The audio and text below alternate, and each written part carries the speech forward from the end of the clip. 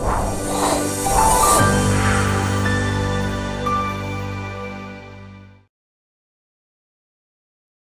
again, everybody. This is the Big Idea, Big Moves podcast. This is the destination for high performers. We talk to people from different areas, different niches, who are all making big moves in their space. We've talked to athletes, we've talked to business leaders, and we've talked to artists.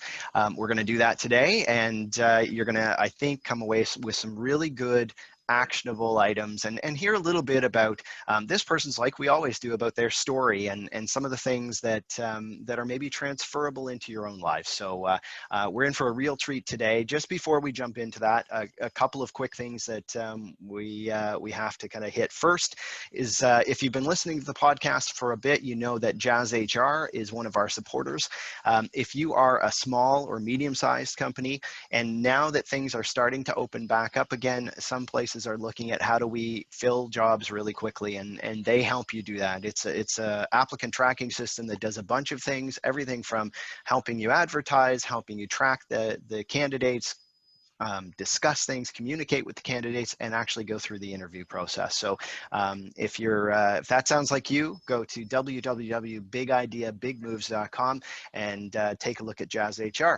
The other thing is that we are really excited that we have things to help on the other side of the business, in that if you're an employee, maybe somebody who's out of work right now, or are thinking of making some transitions, then there is a course that you can get a preview link to on the website as well, that will help you look at your LinkedIn profile, look at your resume, and prepare for those interviews over the next little while. So lots of people getting ready to do that. So take advantage of it. And again, it's www.bigideabigmoves.com, and hopefully that'll help you out.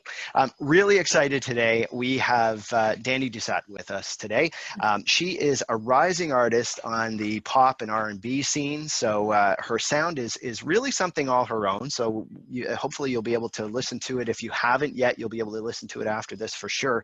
But she's drawn comparisons to artists like Halsey. So that's pretty cool as well, which we'll ask her about that. She's a proud songwriter, and she's recently released some new music and been featured in a number of events. One of them was a quarantine drive-in recently with some big names attached to it, so we'll talk to her about that. She's also an international fitness model and has worked with some of the most influential designers around the world. So some really cool stuff that we're going to talk about today. But thank you, first of all, Dani, for joining us. Really appreciate you taking the time today. Thank you so much, Jamie. Excited to be here with you in this virtual space. Yeah. We were talking about before this is it's a little different for everybody. I guess you were talking about how you normally have this packed calendar because of the type of work you do, and it's given you maybe some time to do things a little differently. Yeah, you know what? This time, as much as it's changed a lot, there's things that are obviously negatives, but I like to draw positives from all things that happen, because the world is ever changing as it is. So yeah, definitely. It allowed me to focus on some things that were very important to me from the beginning. So the time was well spent. No, and that's the thing. I think people are finding that they can be productive in different ways right now, which we'll go into a little bit. Well, one of the things that I thought we could start out a little bit is that I think people assume you come from this kind of music background and modeling background and all of those things, and fashion, that you're automatically this kind of urban person. And from what I understand, I think you come from roots that are a little bit different than that. Can you kind of talk about kind of how you got here, but also maybe how things were kind of different than they might assume? Yeah, I mean, so I was fortunate enough that I grew up with a very musical family. My father was a musician, and when he knew that he was about to have a family, he moved us to the country. So I grew up in a town of 50 people. It's called New Sarum, Ontario. So as small as you can really get. I think it's called a hamlet, actually. It is. And it's like I would not change a thing about how I grew up. Being like rooted and being able to have the freedom of living in the country was such an amazing place to grow. Like even have your brain grow. I wasn't attached to a television. We had very limited television, and most of our time was spent in the woods. So lots of imagination. And, I definitely am. I'm now in the city. I've been here for 9 years, and only because of what I was pursuing was, I couldn't really do that from a small town. Miss the country, I'm not gonna lie, and I spend as much time as I can there whenever I can. But my journey kind of started when I was 14, and my aunt saw a listing, like an advertisement for Model Search America. So on Sundays, I would get a really fuzzy picture of fashion television. And I just remember like always watching that entry song, like, dun, dun, dun, dun, dun, and just being like, whoa, like the power and like the fun and all that stuff. And it was something that interested me because, I was so far removed from something like that. So anyways, my aunt took me to Model Search America. I was scouted. I did the photo shoot. I went to New York. And then, being so young, my parents were very like hesitant to allow me to kind of break into an industry that was so, big and mature and different than what I'm used to. So I did finish high school, finished all my schooling. I modeled in kind of local stuff, like mall stuff, and just kind of dipped my toe in that way. And then when I was 18, I came to Toronto and was signed to an agency here. And then from there, it just was kind of branched out. I was a late bloomer and always everything was so big to me. And traveling alone was definitely a huge growing experience and really taught me a lot about myself and allowed me to really feel confident in myself at a young age, because traveling alone will do that. It'll make you grow up really fast. So yeah, that's kind of where the start happened. Yeah. Well, and so now, you got exposed to a lot of different things, a lot of great people, I'm sure too, that help from the other side, but you're really kind of heavily into pushing that kind of music side of what you do now. Is it a big transition? Is it something you were always doing or wanted to just kind of now focus on? How did that work? Yeah. So that's the funny thing. Modeling was never the passion, and it was never the thing that was like, I want to model, because I think that also growing up in the country, I had a really deeper sense of self. And I don't know if that's just totally my own perspective. Yeah. But I don't know. I feel like spending that much time alone, like I just knew myself really well. And I actually started writing music when I was 6 years old. So my journey in songwriting started really young. I think the only reason why music became so much more of a passion in the last 9 years would be because up until that point, I don't know if I really found my voice. I love to sing. People told me I had a great voice and so on and so forth, but I didn't know if I really believed in myself. And also being in the family that I was in, my dad was a really great father and is a great father, but he was more so into my brother being the one that carried the torch for music. He kind of wanted a different path for me, so I felt that a lot. But the great thing is that my brother is in music as well, so we actually play a lot together.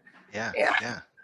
And people that interact with you say your drive is pretty palpable that way. Where does that come from? Oh, you know what? I'm just I think everything that I've done has been entrepreneurial. So I think that even modeling is entrepreneurial. I learned very quickly that, I was sitting beside girls and that totally made me feel like, oh my God, what am I doing here? But once I realized the switch that happens inside and in here is the most powerful, I realized that I could do I know that sounds so cheesy, but I could do anything because, although I was this small town girl, I'm sitting beside these people that seem to have much more experience than me. I was like, what do I have to offer? And for me, it was I know I'm personable and I know that I have this great personality. And I'm I'm going to go in. And I remember telling myself this when I was 16 years old. I'm I'm going to go in, I'm going to shake their hand and I'm going to tell them who I am. And by the time I leave, I'm going to make sure they know my name. And that was it was just my approach. And then I found it worked because I started booking things. And I remember the first thing that I booked was a cover for a magazine. And I remember going home and being like, Mom, I think they knew my name when I left. Seriously. I was like, I'm here. I'm from small town. Sorry, my dog. That's okay. Take This guy's the troublemaker right here. Oh, he's cute. Oh, yeah. Hey, get out. Have to break him up sometimes. But yeah, but yeah, for me, it was like, it was the switch, the inner switch. And I mean, I'm not to say that I never had self-doubt or anything like that, but I don't know. I grew up with my mom was a very strong woman, and I really looked up to her, and she just never quit. Like, she never quit. Anything she did, it was like, I'm going to be the best at it. And no matter what, like, I'm going to try my hardest.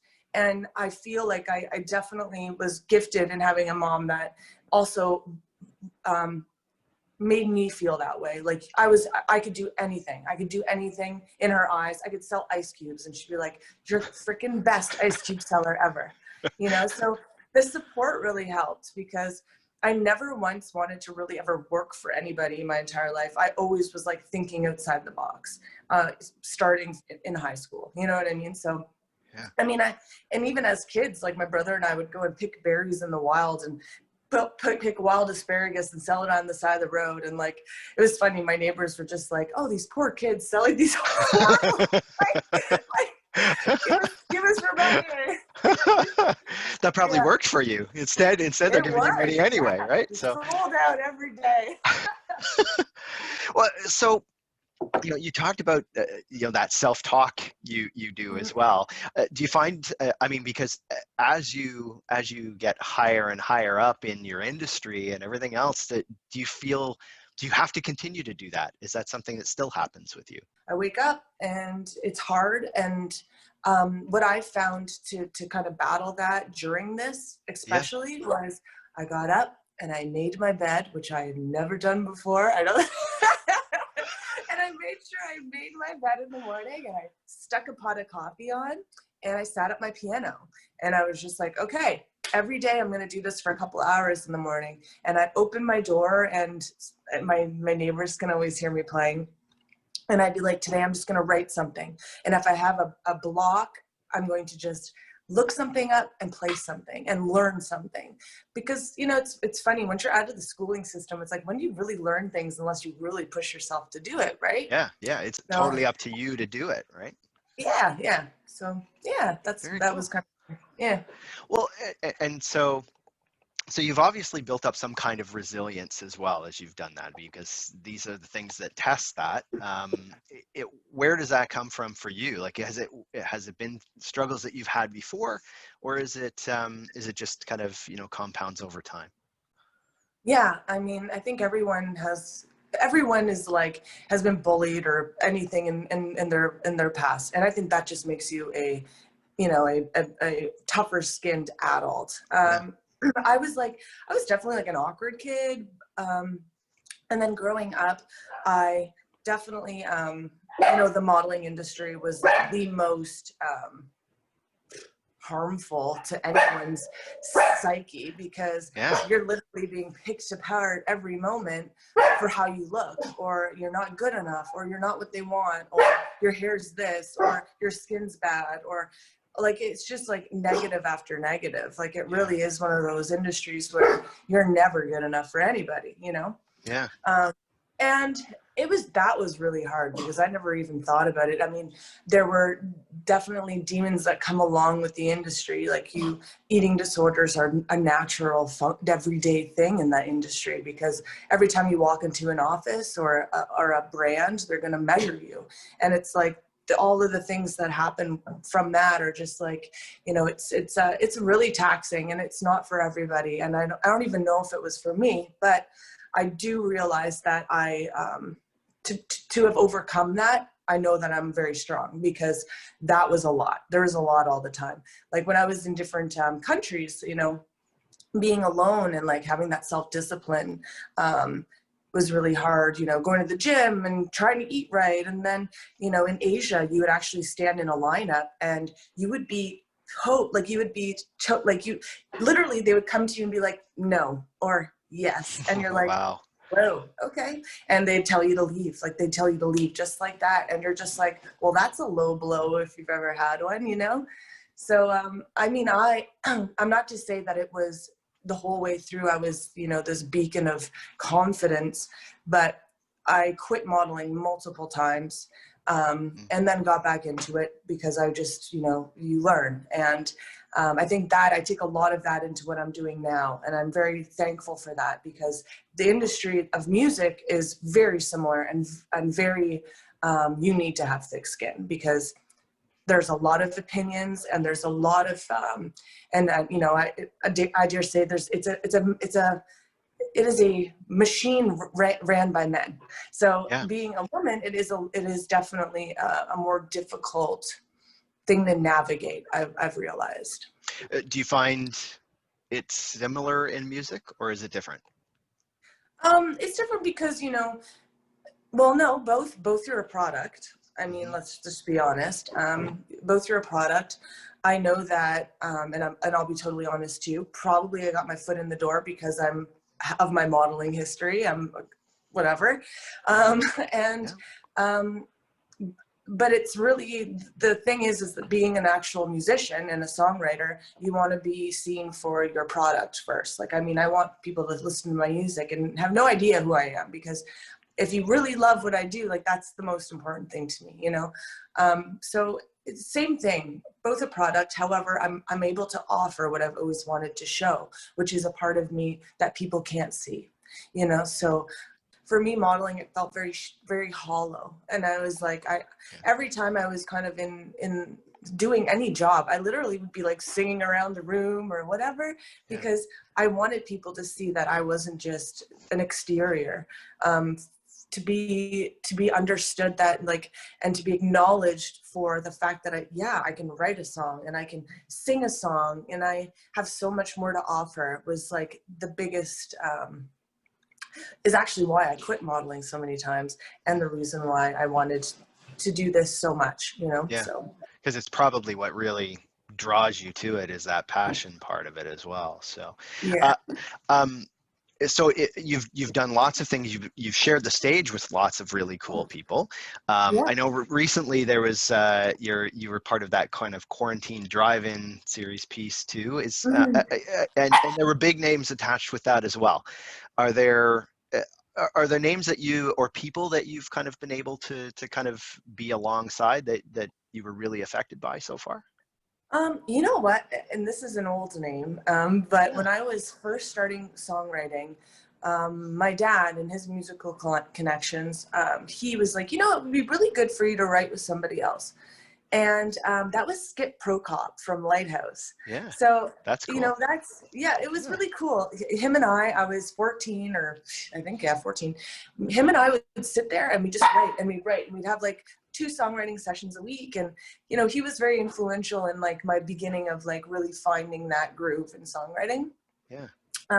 After that, funny enough, I went on the road with a couple pretty big bands. I was through LA and for about 2 years, with Audio Slave and 30 Seconds to Mars and Seether and The Used, and toured I did a bit of a tour with them. And, you know, whenever we had a moment, I would be writing music with Jared Leto in the green room, you know, or just coming up with different ideas and melodies.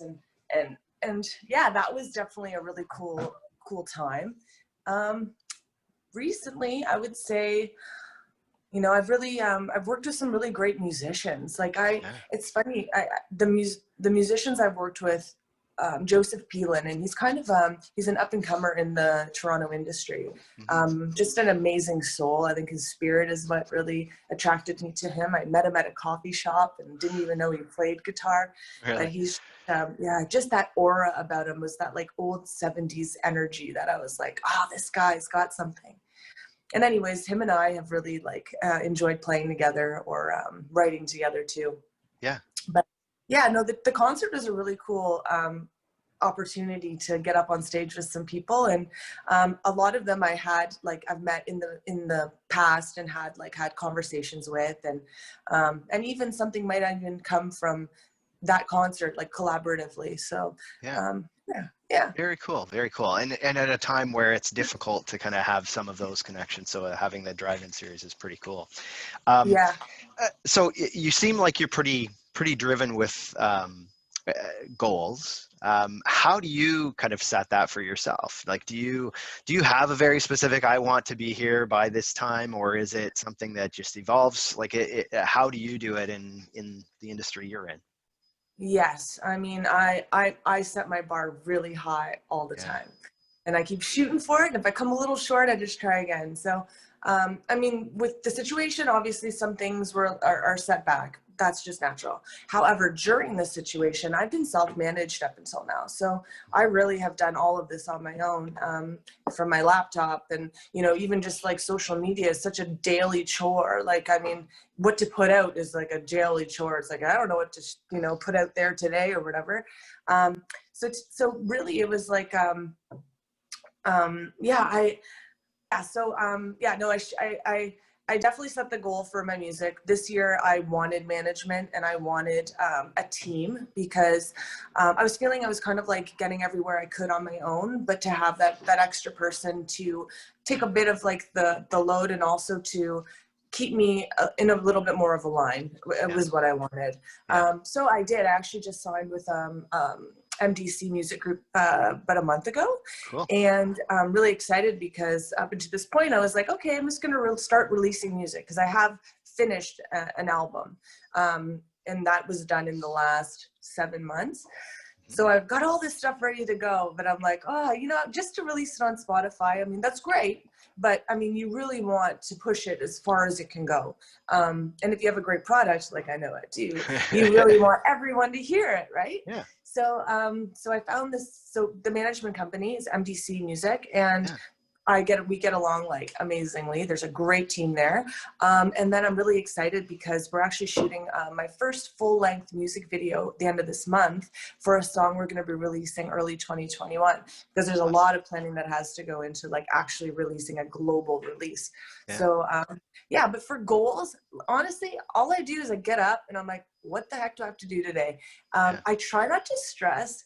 I know that maybe that sounds like a lax way to do it, but I really, really try to like live every day with as less stress as possible. Yeah. And that to me, that is, you know, I take on doable tasks in the, you know, I don't I'm like, okay, today I need to like update the web. That's got to get done.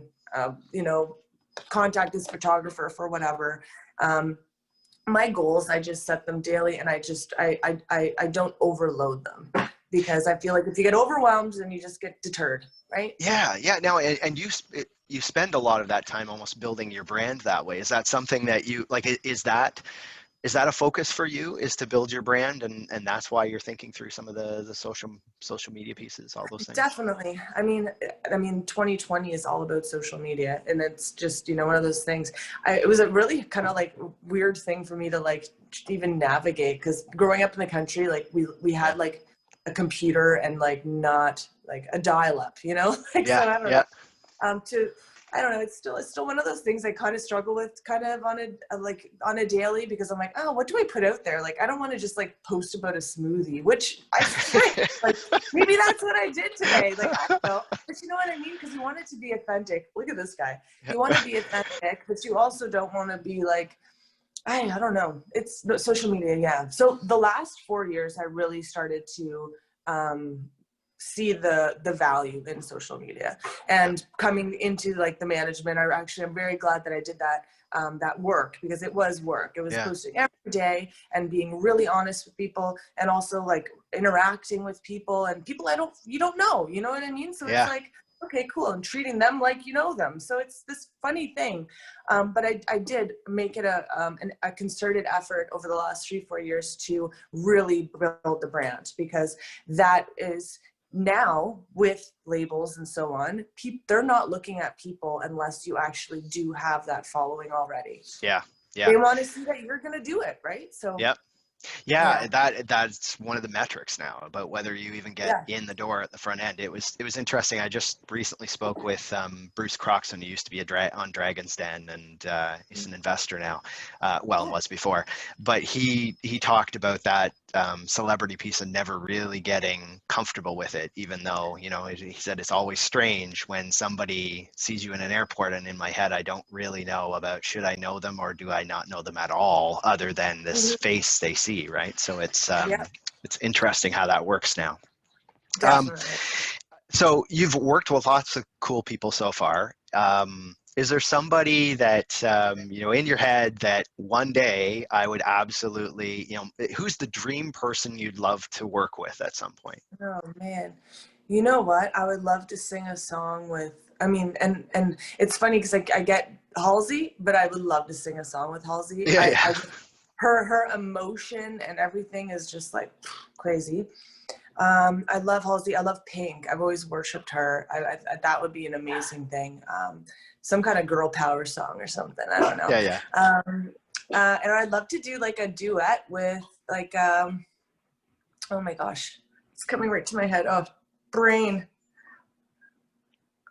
Louis Capaldi. Yeah, yeah. Yeah, Yeah, like Somebody Loves, like yeah, that song. yeah. Like, oh, I harmonize to it all the time, and I'm just like, oh, this would just be such a beautiful song to sing with somebody. But Very cool. yeah, Very cool. yeah. And do you plan on this is something where you have to kind of set goals a little bit differently in the next little while. Do you see yourself, are you going to be able to do a regular kind of tour at some point, or how do those things work? How are they planning on doing Yeah. that for the next little while?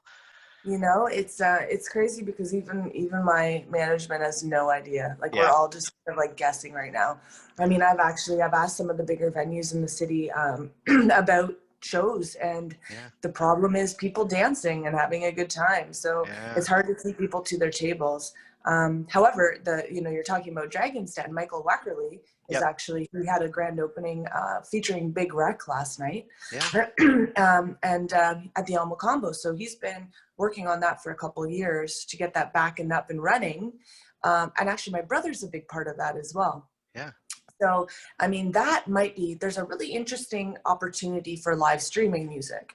And I think that we could actually do something along those lines, but, having, which they have there, like a great production team, Right. filming live music. And, if the sports don't pan out here in Toronto, there's not that much to be watching in the bars or on the patios. So it would be a really cool aspect to actually have live music and concerts being shown instead of sporting events. Yeah. So I don't know. Those are some ideas I've been kind of like humming about. And yeah, I don't know. We'll see what Well, happens. and it's a way of also building that following too, because if you are Yeah. streaming, whether you're the organization doing it or whether you're the artist, it's a good way to build a following as well on top of that. Yeah, So it's a great idea. exactly. It's so different. Yeah, I know. It's that interaction piece, because that was the other thing is, your performances are very kind of, they're invigorating. You like to obviously connect with High the people that you're energy. doing, and Yeah. they're high energy. So, is that a piece? I guess I'm assuming you miss it right now. Is that a difficult part for you, having to do so much of this from home? Yeah, definitely. I think every artist misses it, and it's just like, and yeah, definitely. I know all of my artist community, we're all like, come on, like Yeah, yeah. So I don't know. It's definitely different, but we just go But hey, with it, right? it is what it is. At some point, it'll change. We just don't know Yeah, exactly how and when. So. exactly. So one of the things that we always ask all of our guests is like a 2 to 3 kind of actionable things that somebody who's listening to could kind of do to kind of push themselves forward. And since you are in that space where you really have kind of a passion and have started to really move forward with that passion, there are lots of people out there that are maybe not doing what they feel really passionate about. Do you have 2 or 3 kind of things that you think somebody should think to do just to move themselves along the path of finding their passion and maybe moving towards it? Yeah, definitely. I think number one, find a community. Find a community of people that are like-minded. Maybe you come from a family that isn't supportive of whatever it is your dream is, or you're somebody that just came from a totally different upbringing and you have interests in something. Yep. I would say 100% find a community and try to integrate with the community to really involve yourself in all the aspects of your passion. Yeah. So say, and whatever that may be. 2, I would say get educated, because in and anything that you do, you need to know what you're doing. Even myself, I've taken performance classes, and I've had coaching, and I found it really just opened up, even though I didn't even think I needed it, to be honest, at the beginning. It just opened up new ideas and allowed me to really like understand my artistry. And number one is you will always be your biggest fan, and you'll always be your biggest enemy. So really know how to navigate that within yourself. And that's something I've had to learn we all have to learn, but 100%, what you need to do is your brain is the most powerful tool, and your inner voice and that inner dialogue that you have every day. Sorry. Yeah, it's okay. Don't worry about it. The inner dialogue that you have for yourself every day is the most important. No matter what anybody says to you, whether or not it's a no a million times, keep telling yourself yes, because if you work towards it, if you have that goal on a shelf and you're willing to put in the time, it will happen one day. And it may seem like it'll take forever, but if you are willing to put in the work, like they say, the 10,000 hour rule or whatever, it will eventually work out. Because if you're willing to put in that time and you're willing to go through everything that it may take for you to get there, there's a will, there's a way. Awesome. Okay, and if people want to hear your music, want to find out more about you, what are the best ways of doing that, Dani?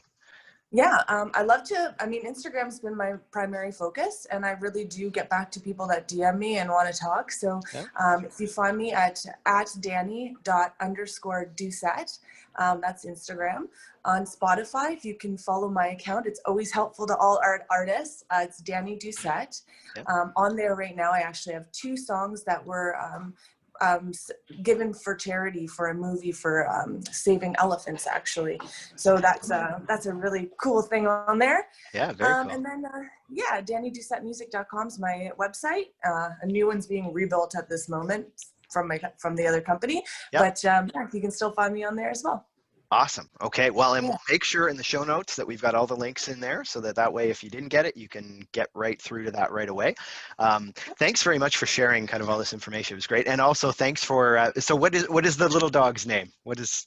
Ollie. So Ollie. There's 2 here. There's I Ollie knew there were and 2. Wendy. Yeah. Cool. Very cool. Well, we'll make sure he's nice and prominent too, as he has. Yeah. That's awesome. The little Ewok guy. Yeah. Yeah, he's very cute. Okay. Well, thanks again. And to everybody listening, we will send that information out, and we'll have it so that you can get exposed to Dani's work. It's fantastic. And, good luck in what you're doing over the next little while as well, Dani. Thank you so much, Jamie. It's been a pleasure talking to you. I'm very excited to be with you here today, and thank you so much. You have a great energy, and I really enjoyed being interviewed by you. Awesome. Well, thanks very much. And everybody else, if you haven't hit subscribe, do that on whatever podcasting platform you're on, and you'll hear great guests like Dani every week. You'll have some good actionable things to do and to translate into your life. So we will talk again on Big Ideas, Big Moves.